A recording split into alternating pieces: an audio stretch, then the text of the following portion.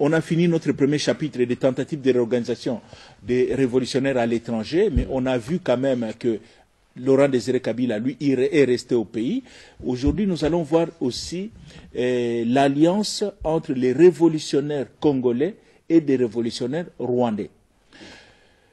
Pourquoi on parle de ça? Lorsque on lit les mémoires de Che Guevara, on a vu l'épisode Che Guevara était au Congo en 1965 dans les maquis des musées. Lorsqu'on lit les mémoires de Che Guevara, à un moment, il parle que pendant que j'étais dans le maquis de Laurent Désiré Kabila, il y avait 700, à peu près, plus de 700 combattants rwandais qui étaient dans le maquis. On peut se poser la question, qui étaient ces combattants rwandais qui travaillaient avec Laurent Désiré Kabila? Comment sont-ils arrivés là-bas? D'où venaient-ils?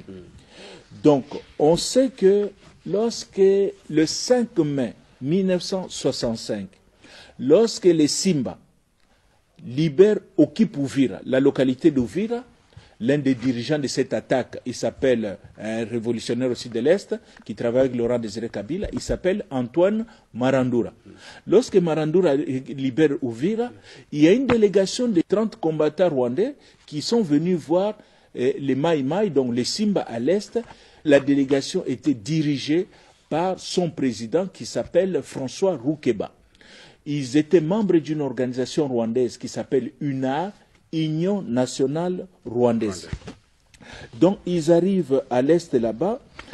L'UNAR, c'est une organisation qui a été créée dans les années 50 au Rwanda, qui combattait justement la colonisation. C'était une organisation très très sérieuse puisqu'ils avaient bénéficié quand même du soutien à l'époque de l'URSS et de la Chine populaire. Lorsqu'ils sont partis en exil, donc ces Rwandais de l'UNAR, ils partent en exil. Pourquoi? On a vu, on verra peut-être dans d'autres épisodes, il y a eu des massacres au Rwanda à partir de 1959, ce qu'on appelle la révolution Hutu. Les Hutus ont renversé le régime qui était là-bas, qui était dirigé par les Tutsis. Oui. Donc il y a eu beaucoup de massacres des Tutsis, et ces troubles-là ont duré de 1959 en 62. Donc beaucoup de Tutsis sont partis en exil. Ils sont partis en exil. On a vu, peut-être qu'on le verra après, il y a un groupe de réfugiés qui ont fui, rwandais, Tutsis rwandais, qui ont fui le Rwanda en 1959 pour aller se réfugier en Ouganda. Leurs enfants vont revenir en 1994 en créant une formation politique qu'on appelle Front Patriotique Rwandais. C'est le groupe FPR, c'est le groupe de Kagame et de James Kabarebe. Oui. Kagame a fui avec ses parents en 1959, il avait 3 ans. Donc ça c'est le groupe. Mais il y a un groupe aussi qui est venu au Congo, donc les Roukeba là. Oui. Les François Roukeba, entre 1961-66, ils vont lancer 10 attaques contre les Rwandais pour libérer les Rwandais, mais à chaque fois, ils échouent. Alors, ils vont décider de changer de stratégie. Ils vont adopter une stratégie, je pense, avec, disons, 4 points. Le premier point, il dit, nous allons faire une alliance avec les révolutionnaires congolais. Il faut qu'on fasse une alliance. On ne peut pas continuer comme ça à se battre seul. Les Congolais du CNL, CNL Est. Donc, Laurent Désiré Kabila et ses camarades. Ses camarades Soumialo et... Exactement. Non, les Soumialo, là, ils sont déjà partis. C'est Laurent Désiré Kabila, maintenant, qui est resté avec les Marandura. Voilà. De l'Est, oui. Et, deuxième point de la stratégie, nous allons aider les Congolais à libérer leur pays. Nous allons nous battre avec eux au Congo pour qu'ils libèrent le Congo. Troisièmement, lorsqu'ils auront libéré le Congo, nous allons nous servir du Congo comme base arrière. Pour libérer le Rwanda. Pour libérer le Rwanda. Et quatrième point, nous allons maintenant nous appuyer sur l'armée congolaise qui sera maintenant au pouvoir. Oui. L'armée congolaise va nous soutenir pour libérer le Rwanda. Et les accords existent. Ils ont signé des accords au mois de mai 1965.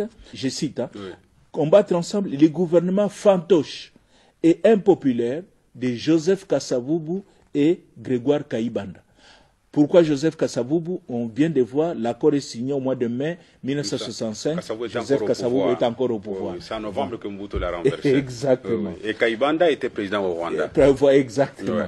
Donc c'est ainsi que beaucoup de combattants Tutsis rwandais vont opérer aux côtés de Laurent Désiré Kabila, à l'est du pays, essentiellement au sud Kivu. Mais cette présence massive des combattants rwandais va quand même poser un problème à la population. Qu'est-ce qui va se passer? Il va se passer que Lorsque les Simba sont chassés des centres urbains, on a parlé d'Ouvira, après ils seront chassés, l'ANC va les chasser d'Ouvira. Donc les centres urbains qu'ils occupaient, ils vont s'enfuir. Ils vont aller maintenant dans les montagnes. Mais pour vivre dans la brousse, dans la savane, là-bas, il faut manger. Alors qu'est-ce que les Simba vont commencer à faire? Ils vont aller commencer à voler des vaches d'une communauté des éleveurs congolais qui habitent sur des collines. La colline s'appelle Moulenge. Ces éleveurs congolais vont commencer à se défendre contre les Maïmaï, contre les Simba. Mobutu à Kinshasa, on est dans les années 66-67. Mobutu à Kinshasa va apprendre qu'il y a une tribu qui se bat avec les rebelles. Et vous connaissez la stratégie, l'ennemi de mon ennemi est mon ami. Mobutu va commencer à envoyer des armes à cette communauté-là. Donc, maintenant, il va se poser un problème dans la population. Comment distinguer les Tutsis qui sont avec les Simba et les Tutsis qui combattent les Simba? Parce qu'il est essentiel dans une guerre de bien distinguer l'ennemi et l'ami. L'allié. Exactement. C'est ainsi que la population va créer dans les concepts de Banyamulenge dans les années 66-67. Banyamulenge, ça veut dire quoi? En Swahili, ça veut tout simplement dire les gens de Mulenge, ceux de Mulenge, Batuya Mulenge. En Swahili, on dit Banyamulenge. Donc voilà l'origine du terme Banyamulenge, parce que beaucoup de gens disent, mais à l'époque coloniale, les concepts Banyamulenge n'existaient pas. Voilà dans quel contexte ce nom est apparu. Et même, puisque les Banyamulenge ont des positions qui sont en déphasage avec la position de la plupart des tribus qui sont avec eux.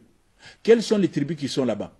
C'est les Babembe, les Bafulero, les Bavira. Donc ces gens-là soutiennent les rebelles, puisque Laurent Désiré Kabila est avec, il a des leaders locaux, entre autres Sikatenda, entre autres Loïcha. Donc la population, les membres de ces tribus-là soutiennent Laurent Désiré Kabila et sa guerre. Les Banyamulenge maintenant sont en déphasage et ils sont avec le gouvernement de Kinshasa. C'est ainsi que ça va les isoler, ils seront marginalisés. Pour pouvoir les sécuriser, une partie de cette communauté des Banyamulenge va être déplacée par Mobutu. Il va leur faciliter les déplacements vers le Katanga, vers Moba. Ils étaient installés là-bas. Au Katanga, on les appelle les Banyaviura, parce qu'ils habitent un plateau qu'on appelle le plateau de Viura. Donc c'est ça les Banyaviura. Une petite parenthèse, ce qui explique aussi le fait que l'ancien vice-président Rouberois a étudié à Kalemi. Il a étudié à Kalemi justement parce qu'il a suivi un cousin qui était parmi les Banyaviura qu'on avait déplacés à cette époque.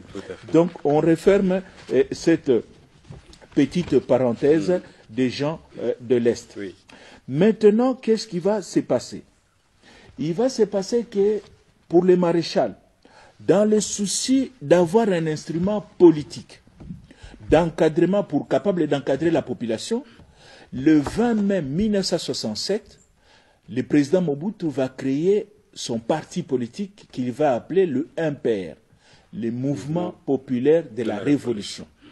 La même année, exactement le 24 décembre 1967, Laurent Désiré Kabila va aussi créer son propre parti qu'il va appeler PRP, Parti de la Révolution populaire. Donc le 24 décembre, à Nairobi, et Kenya, Laurent Désiré Kabila va créer. Peut-être à ce stade ici, une petite leçon qu'on peut retenir de la politique. Il y a une leçon importante en politique qu'il faut retenir. En politique, je parle de la politique des États. En politique, il n'y a pas d'ennemi éternel, il n'y a que des intérêts permanents.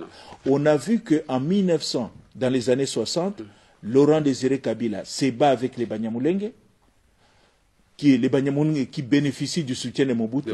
En 1996, Laurent Désiré Kabila va être allié avec les Banyamulenge contre les maréchals Mobutu. Donc on referme cette parenthèse, on n'est pas encore arrivé là-bas. Donc voilà, on a fini avec notre deuxième chapitre.